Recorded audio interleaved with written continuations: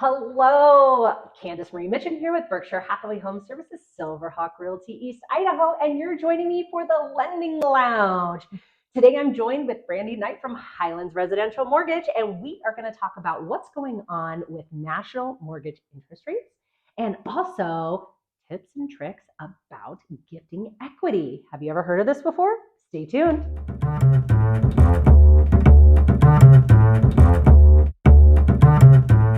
Thanks so much for joining us again for this week's edition of the Lending Lounge. Brandy, thank you so much for joining me. I hope you had a wonderful holiday. It was fun. Awesome. It was quiet. So now what is going on? We're back. The market is waking up. Yes. What's going on with mortgage interest rates? So they are still under 7. Love that. We like that one. Yes. So, right, 15 years, even at 6.5. Okay, good news.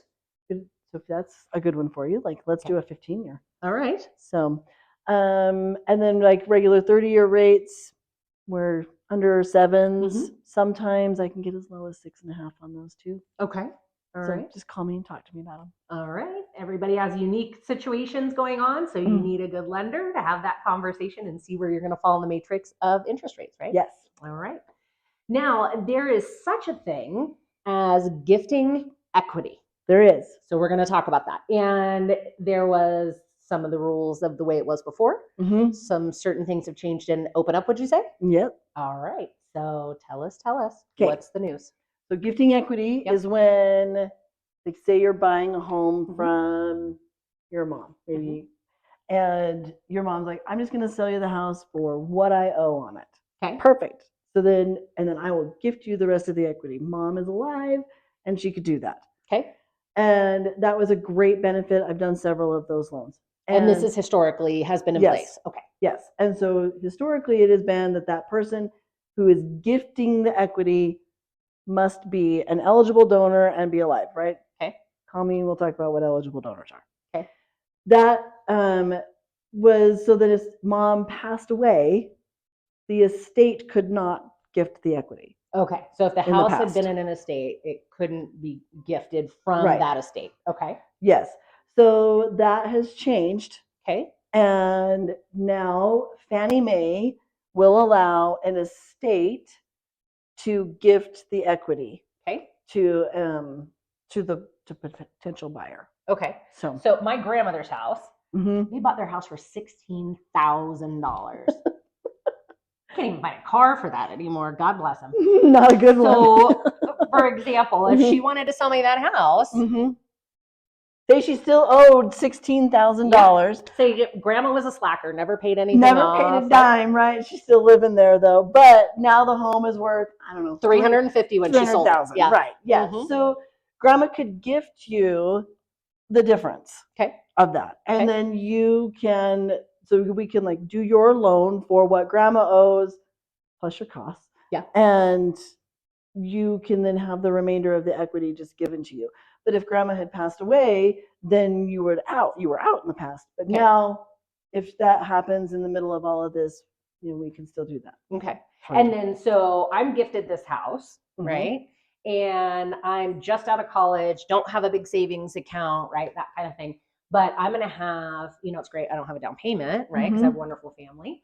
But I'm going to have closing costs because closing costs are different than down payment. They are. Right? So what do I do to come up with the closing costs then in this scenario? So that's all part of the gift. So we would structure your loan amount to be enough to kind of cover all of that. So then, and then the gift, basically it is that the seller is going to pay all of your closing costs. So it's just going to reduce the proceeds from that. So I don't have to come to the table with cash in most situations, depending on what that equity. As a general rule, no, you shouldn't need to come to the closing table with cash or any minimum required down payment or any of those things. So that we can take care of all of that with the gift. Perfect. Usually. Okay. So, awesome. As long as it's there. Yeah. Well, we just got out of the season of gifting, so I think that we keep it going with something like this. This is great. Yeah. And it's a great change because it was like in a situation that I've had, the family member was at the end of their life and we were trying to get things taken care of, but then the family member passed away. So this lets us have an opportunity to still be able to do that for them so that the surviving members can have the benefit of that home. Okay, awesome. Yeah. That helps in a, usually pretty sad situation, right? Make sure your Yeah. ducks are in a row ahead of time and everything's taken care of, right? Yeah. Okay. Awesome. Well, thank you for letting us know about that. Yeah. So want to give a quick shout out to our hosts today. So as usual, on most Fridays, we're coming to you from Caribou Crossing Townhomes here in Idaho Falls, the newest townhome community going in here. And we are right behind Winco. Yep. And not too far from Exhale Day Spa Mm-hmm. and a number of other amenities here. So lots of services and different places to eat, get your hair done, do all those kinds of things right around here.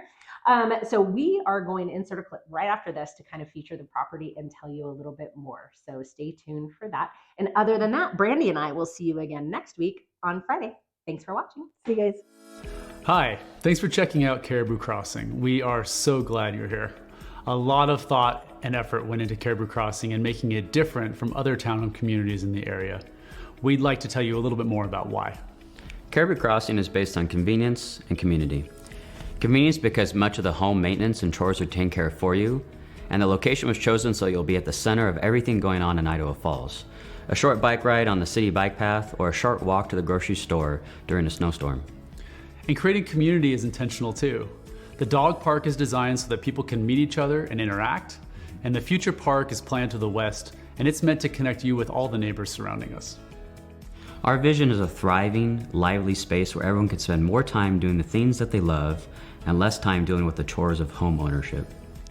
It's easy to just keep doing what everyone else is doing or what we know works, but there's some different things about Caribou Crossing. We hope that you'll find the design, the location, and the connection with the neighborhood around you to be an exciting opportunity to live somewhere different where you're going to thrive. A lot of people have put a lot of effort into making this a reality.